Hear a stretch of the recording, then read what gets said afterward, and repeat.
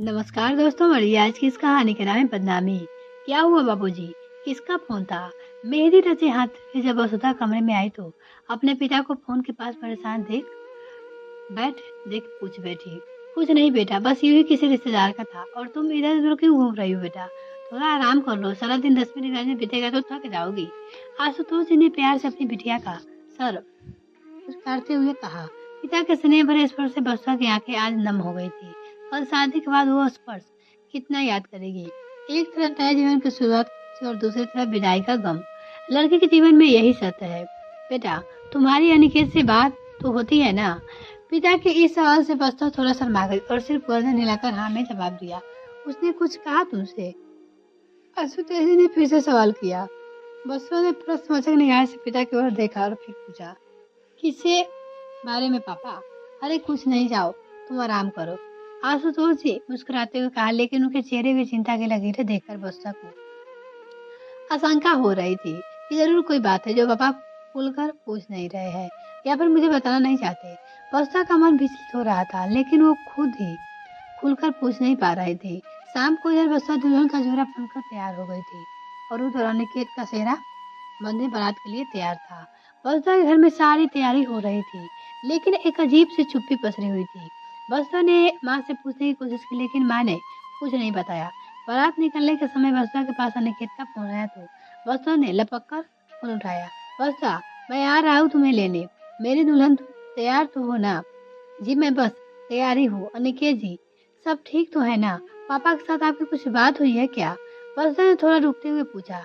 नहीं तो हाँ, कल पापा की बात हुई थी। अच्छा वो सब छोड़ो, आज तुम्हारी शादी है, तुम बस उसके बारे में सोचो। अनिकेत ने बात टालते हुए कहा। बारात दरवाजे पहुंच गई थी। सबने आगे बढ़कर बारात का स्वागत किया। बस्ता भी अपने कमरे की खिड़की से बाहर का नजारा देख रही थी। काफी देर हो चुकी थी, लेकिन बस्ता को वरमाला के लिए बुलाया नहीं जा रहा था। कमरे में वो अपनी सहेलिया से पूछती कि कोई भी कुछ बता नहीं रहा था। अभी बस्ता का छोटा भाई कमरे में आया। बस्ता पूछ बैठी, बंटी नीचे क्या हो रहा है? पापा मम्मी कहाँ है? दीदी, पापा और जीजू के पापा लोग सब बातें कर रहे हैं। पापा उनके साथ बार बार हाथ जोड़ रहे हैं, लेकिन वो लोग बहुत गुस्सा है। बस्ता का दिल तेजी से धड़कने लगा। अब उसे रुका नहीं गया और वो खुद ही नीचे पहुंचे, जहां लड़के वाले और उसके पापा की बहस हो रही थी। दरवाजे पे ही बस्ता के पैर ठिठक गए। बस्ता के पापा हाथ जोड़े गिरा रहे थे। समझन जी, मैं जल्द ही कोई इंतजाम कर दूंगा, लेकिन अभी मेरी गुंजाइश नहीं है गाड़ी देने की। अनिकेत के पापा तन कर सामने खड़े थे। देखिए समझन जी, हमने पहले ही कह दिया था कि बहू हम तभी विदा करा कर ले जाएंगे जब आप गाड़ी देंगे। अरे हमारे बेटे के लिए तो करोड़ों के रिश्ते आ रहे थे, लेकिन हमने फिर भी आपसे रिश्ता जोड़ा। यदि गाड़ी नहीं आई तो हम बारात वापस ले जाएंगे। सोच लीजिए आपकी कितनी बदनामी होगी। बस्ता के पापा ने अपनी पगड़ी उतारने लगे तो बस्ता ने रोका नहीं गया। बस पापा, आपको कोई जरूरत नहीं है ऐसे लोगों के सामने गिरियाने की। अच्छा हुआ जो इनका असली चेहरा अभी सामने आ गया, वरना मुझे जीवन भर ऐसे परिवार का हिस्सा बनना पड़ता जहाँ मेरे पिता का कोई सम्मान नहीं होता।